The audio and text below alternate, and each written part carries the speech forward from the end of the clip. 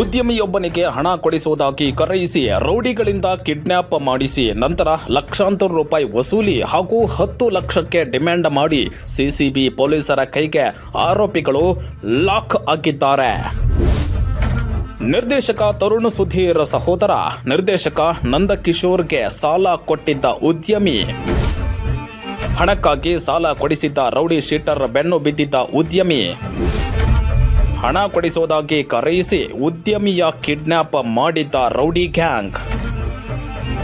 ಬೆಂಗಳೂರಿನ ಜಯನಗರದ ಉದ್ಯಮಿ ಮನೋಜ್ ಕಿಡ್ನಾಪ್ ಆದ ವ್ಯಕ್ತಿಯಾಗಿದ್ದು, ಈ ಮನೋಜ್ ಶಾರ್ಟ್ ಟೈಮ್ನಲ್ಲಿ ಹಣ ಸಂಪಾದನೆ ಮಾಡಿದ್ದ. ಹೊಸ ಕಾರು ಖರೀದಿ ಮಾಡಿ ಐಷಾರಾಮಿ ಜೀವನ ಲೀಡ್ ಮಾಡ್ತಾ ಇದ್ದ ಮನೋಜ್ ಮೇಲೆ ಸ್ನೇಹಿತರೆ ಕಣ್ಣು ಹಾಕಿದ್ರು. ಮನೋಜ್ ರಾಜೇಶ್ ಅಲಿಯಾಸ್ ಅಪ್ಪಿ ಎನ್ನುವ ರೌಡಿ ಶೀಟರ್ ಪರಿಚಯ ಇತ್ತು. ಇದೇ ರಾಜೇಶ್ 1 ವರ್ಷದ ಹಿಂದೆ ನಿರ್ದೇಶಕ ತರುಣ್ ಸುಧೀರ್ ಅವರ ಸಹೋದರ ನಟ ಹಾಗೂ ನಿರ್ದೇಶಕ ನಂದಕಿಶೋರ್ ಮನೋಜ್ ಕಡೆಯಿಂದ 1,20,000 ರೂಪಾಯಿ ಸಾಲ ಕೊಡಿಸಿದ್ದನಂತೆ. 1 ವರ್ಷದಿಂದ ನಂದಕಿಶೋರ್ ಮನೋಜ್ಗೆ ಹಣ ಮತ್ತು ಬಡ್ಡಿ ನೀಡದೆ ಸತಾಯಿಸಿದ್ದಾರೆ. ಇದರಿಂದ ಸೆಟ್ಟಿಗೆದ್ದ ಮನೋಜ್ ಹಣ ಕೊಡಿಸಿದ್ದು ನೀನೆ, ಹೀಗಾಗಿ ನನಗೆ ಹಣ ವಾಪಸ್ ಕೊಡಿಸು ಅಂತ ರಾಜೇಶ್ ಹಿಂದೆ ಬಿದ್ದಿದ್ದಾನೆ. ಹಣಕ್ಕಾಗಿ ಮನೋಜನ ಟಾರ್ಚರ್ ಜಾಸ್ತಿ ಆಗ್ತಾ ಇದ್ದಂತೆ ರೌಡಿ ಶೀಟರ್ ತನ್ನ ಸ್ನೇಹಿತರಾದ ರೌಡಿ ಶೀಟರ್ ಬೇಕರಿ ರಘುವಿನ ಅಣ್ಣ ಸೀನಾ ಅಲಿಯಾಸ್ ಶ್ರೀನಿವಾಸ್, ಲೋಕಿ ಅಲಿಯಾಸ್ ಲೋಕೇಶ್, ಸೋಮ, ರಾಜೇಶ್, ನವೀನ್ ಜೊತೆ ಸೇರಿ ಮನೋಜ್ನನ್ನ ಕಿಡ್ನಾಪ್ ಮಾಡುವ ಪ್ಲಾನ್ ಮಾಡ್ತಾನೆ. ಅದರಂತೆ ಗೌರಿ ಹಬ್ಬದ ದಿನ ರಾಜೇಶ್ ಮನೋಜ್ಗೆ ಕರೆ ಮಾಡಿ ನಂದಕಿಶೋರ್ ಮನೆ ಹತ್ರ ಬಾ, ಹಣ ಕೊಡ್ತಾರೆ ಅಂತ ಬಸವೇಶ್ವರದ ಮೋದಿ ಆಸ್ಪತ್ರೆ ಬಳಿ ಕರೆಸಿಕೊಳ್ತಾನೆ.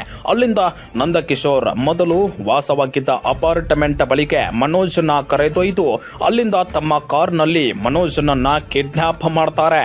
ಮನೋಜ್ನನ್ನ ಕಿಡ್ನಾಪ್ ಮಾಡಿ ಅಕೌಂಟ್ನಲ್ಲಿದ್ದ ಸುಮಾರು 3 ಲಕ್ಷ ಹಣವನ್ನ ತಮ್ಮ ಖಾತೆಗೆ ಹಾಕಿಸಿಕೊಳ್ಳೋ ಆರೋಪಿಗಳು ಮತ್ತೆ 10 ಲಕ್ಷಕ್ಕೆ ಡಿಮ್ಯಾಂಡ್ ಮಾಡ್ತಾರೆ. ನಾಳೆ ಹಣ ಕೊಡದೇ ಇದ್ರೆ ಮನೋಜ್ ಹಾಗೂ ಮನೋಜ್ ಕುಟುಂಬಸ್ಥರನ್ನ ಕೊಲೆ ಮಾಡೋದಾಗಿ ಬೆದರಿಕೆ ಹಾಕ್ತಾರೆ.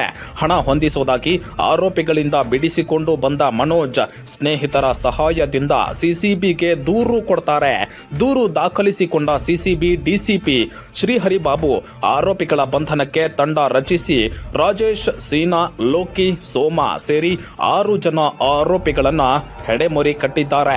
ಇನ್ನು ಪ್ರಾಥಮಿಕ ತನಿಖೆಯಲ್ಲಿ ನಟ ನಿರ್ದೇಶಕ ನಂದಕಿಶೋರ್ಗೆ ಕಿಡ್ನಾಪ್ ವಿಚಾರವೇ ಗೊತ್ತಿರಲಿಲ್ಲ ಅಂತ ಹೇಳಲಾಗ್ತಾ ಇದೆ. ಆದರೆ ತನಿಖೆಯ ಭಾಗವಾಗಿ ನಂದಕಿಶೋರ್ನ ಕೂಡ ವಿಚಾರಣೆ ನಡೆಸುವ ಸಾಧ್ಯತೆ ಇದೆ.